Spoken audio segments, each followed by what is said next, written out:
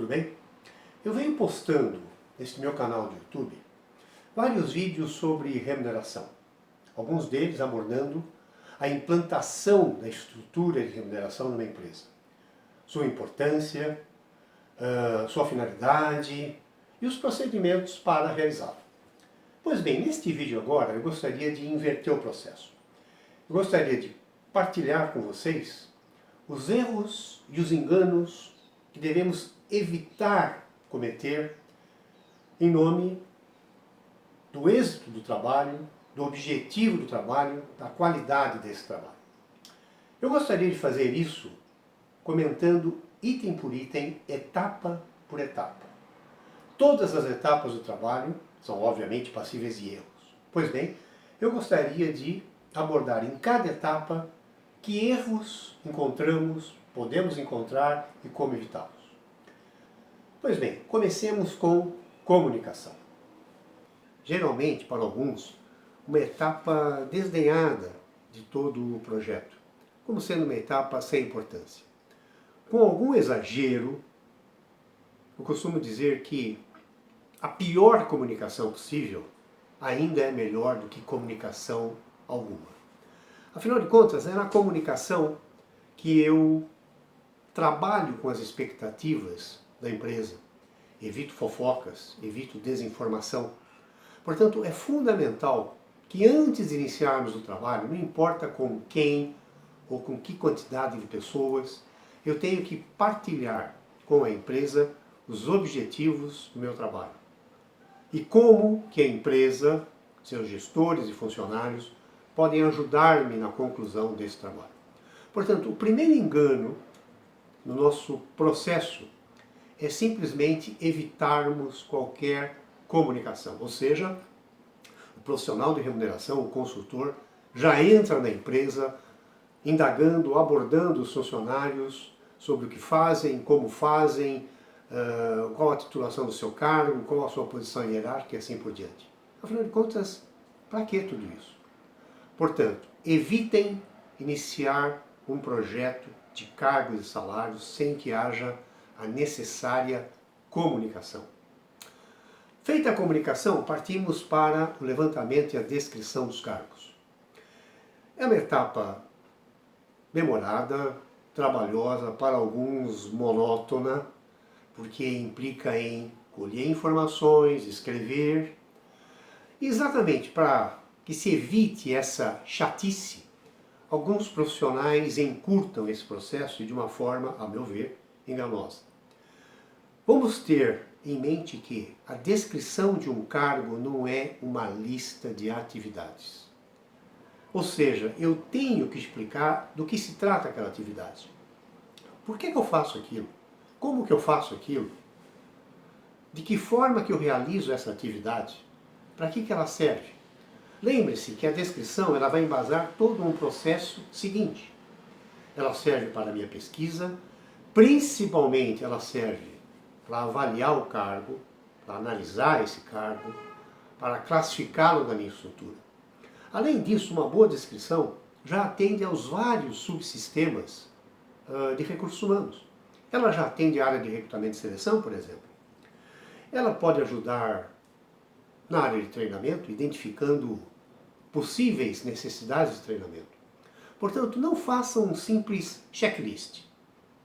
Por outro lado, não vamos elaborar a descrição como se fosse uma situação ideal. Ou seja, aquilo que é realizado hoje não serve para nada ou está errado. O trabalho do analista ou do consultor de remuneração nessa etapa de descrição não é para consertar situações, não é o papel dele propor mudanças. O material que ele desenvolve pode sim auxiliar um outro profissional, o analista de processos, por exemplo, a saber quais são os pontos que necessitam de uma correção, pontos que são realizados de forma dupla. Portanto, não é o papel do consultor de remuneração fazer uma descrição ideal, aquela que, poxa, tem uma série de erros aqui, eu vou consertar. Não, o papel do consultor de remuneração não é esse, mas sim elaborar uma adequada descrição de cargo para que isso possa ser resolvido. A terceira atividade, ou a terceira etapa, é a pesquisa de salários. É uma atividade sensível, delicada, porque não depende única e exclusivamente da sua empresa ou de você. Depende de outras empresas, depende de outros profissionais que talvez não tenham ideia, por incrível que pareça, do que trata esse trabalho. Talvez não tenham tempo, talvez não queiram participar por uma questão política, que sei eu. Portanto, é uma situação delicada a pesquisa de salários. E isso nos pode levar a alguns erros. Um dos erros da pesquisa é a quantidade de informações. Eu fico abismado quando eu vejo uma pesquisa salarial na qual são pesquisados todos os cargos da empresa. Isso é impossível. É impossível você encontrar uma empresa onde todos os seus cargos existem naquela empresa. Muito menos, é claro, no mercado. Não se leve pela quantidade de informações, e sim pela qualidade das informações. Eu costumo ter como base não pesquisar mais do que 20 a 30% dos cargos. É o suficiente, desde que você faça uma amostra adequada. Por outro lado, não pesquise apenas concorrentes. É muito comum você ouvir, na hora de realizar uma pesquisa, eu quero saber o que a concorrência está praticando. Justo. Existem cargos da sua empresa que só existem no concorrente. Agora, você já pensou que existem vários cargos de apoio, cargos corporativos, que não existem só no concorrente? E você pode perder essa mão de obra para um não concorrente que tenha ou que ofereça uma condição melhor para aquele cargo que você pesquisou apenas no concorrente. Por outro lado, não pesquise só salários. É muito comum você pesquisar salários. Perfeito, eu já me deparei com várias situações assim. A empresa onde eu estava trabalhando, ou desenvolvendo esse trabalho, tinha um excelente salário. Melhor até do que várias empresas ou vários concorrentes. Mas ela não tinha nenhum benefício. Portanto, na hora de comparar salários, ela tinha vantagem. Mas na hora de você comparar os benefícios, ou seja, os benefícios mais o salário compõem a remuneração, ela perdia de goleada. E o diretor da empresa não entendia por que ele perdia tanta mão de obra. Puxa, mas o meu funcionário, ele topa ganhar menos no concorrente? Lógico, lá ele tem assistência médica, ele tem plano odontológico, ele tem cesta básica, ele tem PLR, ele tem restaurante local, uma série de coisas que, somando, geram uma remuneração superior ao salário. Então, cuidado em pesquisar somente salários. Ainda em termos de pesquisa, nessa etapa, para efeitos de desenvolvimento da sua implantação, não leve em consideração a frequência, ou seja, o número de salários por cargo. Leve em consideração os salários que o mercado pratica. Se uma empresa paga R$2.000 num cargo, se lá você tem 100 ocupantes ou apenas um, esqueça isso. Leve em consideração que no mercado, para aquele cargo, existe uma empresa que paga R$2.000. E assim por diante.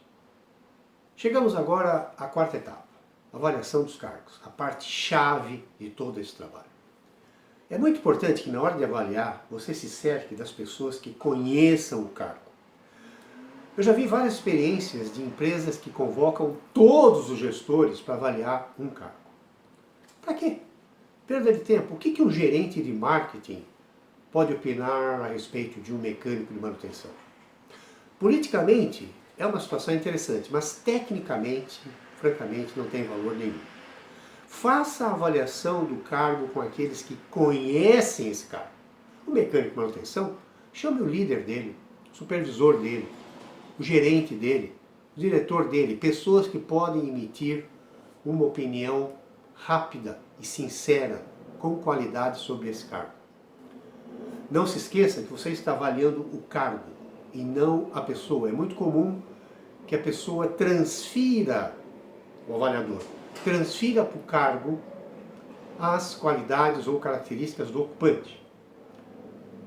Uma recepcionista, por exemplo, uma moça com boa formação, tinha mestrado, mas na hora de avaliar, eu preciso de uma recepcionista com mestrado?